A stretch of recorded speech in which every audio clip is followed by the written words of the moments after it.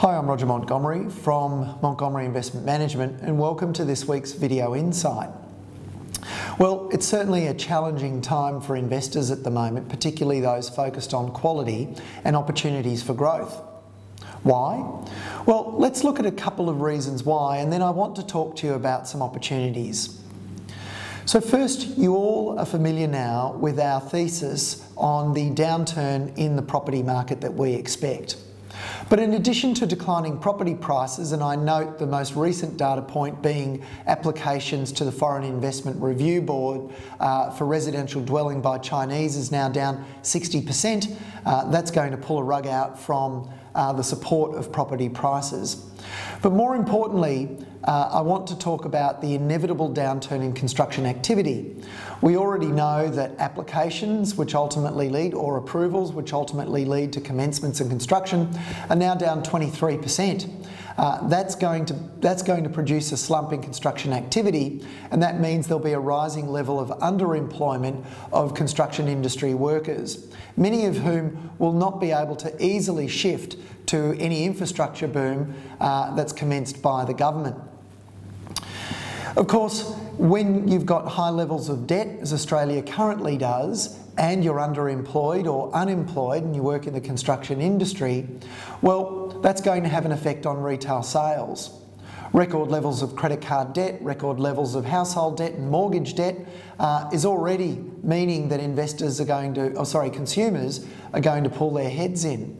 That's going to start to accelerate as fewer and fewer people are actively and fully employed by the construction industry.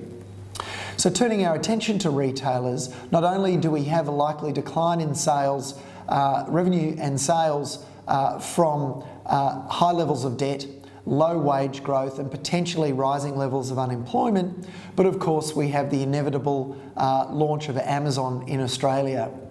As a result, some brokers have already downgraded the earnings of, for example, Harvey Norman and JB Hi-Fi by as much as 40%.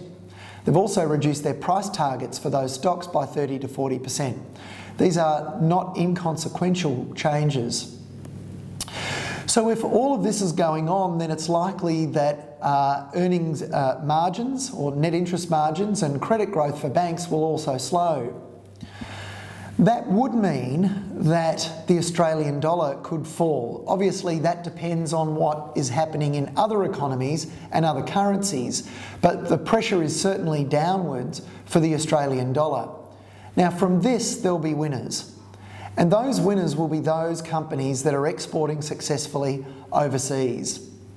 Those that might be less immune, or more immune rather, to economic cycles such as health-related companies, CSL and Cochlear for example, are areas where you might like to focus your attention, but perhaps not right now.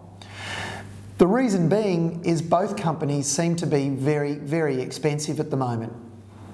Turning domestically, companies that are providing essential financial services, for example Challenger, may also have a bright future, irrespective of what the domestic economy is doing.